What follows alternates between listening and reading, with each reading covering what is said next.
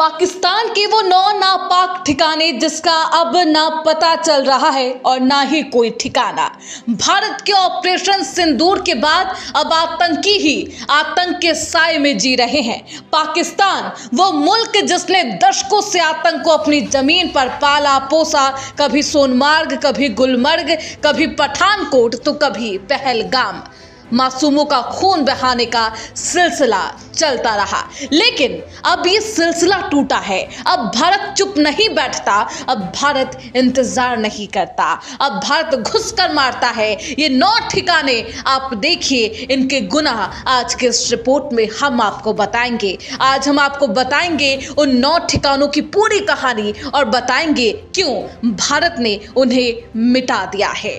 भारतीय सेना का वो प्रहार जिसने पाकिस्तान के 9 बड़े आतंकी ठिकाने को मिट्टी में मिला दिया। हर ठिकाना, हर गुनहगार, सबका हिसाब बराबर कर दिया है। ये नया भारत है जो आतंक के हर अड्डे को तबाह करना जानता है। ये सिर्फ स्ट्राइक नहीं थी, ये था एक संदेश, भारत की सरहदों से खेलने वालों के लिए एक सख्त संदेश। अब सिर्फ चेतावनी नहीं, सीधा विनाश। और ये है विनाश की तस्वीरें।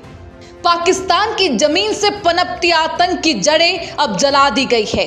भारत ने चुन चुन कर उन तमाम लोगों को मार दिया, उन तमाम दहशतगर्दियों को मारा, हर उस गुनहगार को जिसने हमारे देश के खिलाफ साजिश रची थी। पाकिस्तान के वो गुनाह जिसका भारत ने जवाब दिया है, चलिए आपको बताते हैं। सवाई नाला कैंप मुजफ्फराबाद, सबसे पहला हमला यहीं किया गया। सवाई नाला कैंप मुजफ्फराबाद जो LOC से 30 किलोमीटर दूर है, लश्कर तैयबा को ट्रेनिंग सेंटर है।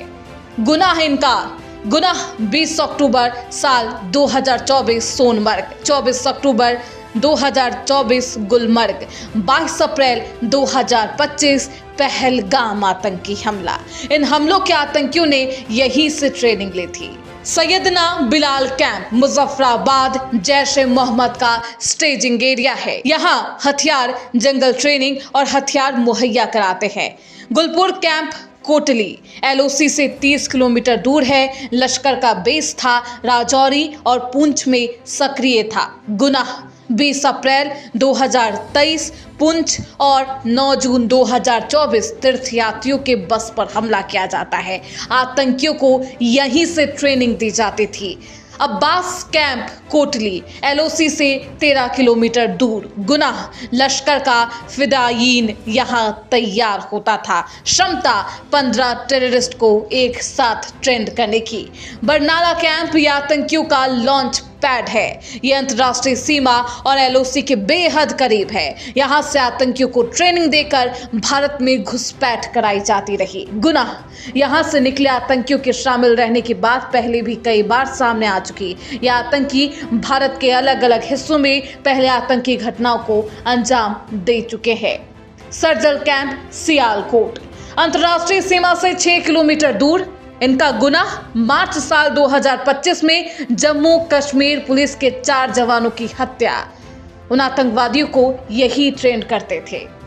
महमूना जोया कैंप सियालकोट सीमा से 18 से 12 किलोमीटर मात्र दूरी। गुनाह हिजबुल मुजाहिदीन का बहुत बड़ा कैंप था। कठुआ जम्मू क्षेत्र में आतंक फैलाने का कंट्रोल रूम यहीं से ऑपरेट होता है। पठानकोट एयरबेस पर हमला यहीं से प्लान किया गया था। बात करते हैं मरकज तैयबा मुरीद के, IB से 18 से 25 किलोमीटर दूर। साल 2008 के मुंबई हमले के आतंकियों ने यहीं से ट्रेनिंग ली थी। अजमल कसाब और डेविड हेडली को भी यहीं से ट्रेनिंग दी गई थी। अब बात करेंगे मरकज सुभान अल्लाह की। बहावलपुर अंतर्राष्ट्रीय सीमा से 100 किलोमीटर की दूरी है। जैश ए मोहम्मद का मुख्यालय था। भर्ती की जाती है, यहाँ पर आतंकियों की ट्रेनिंग दी जाती है।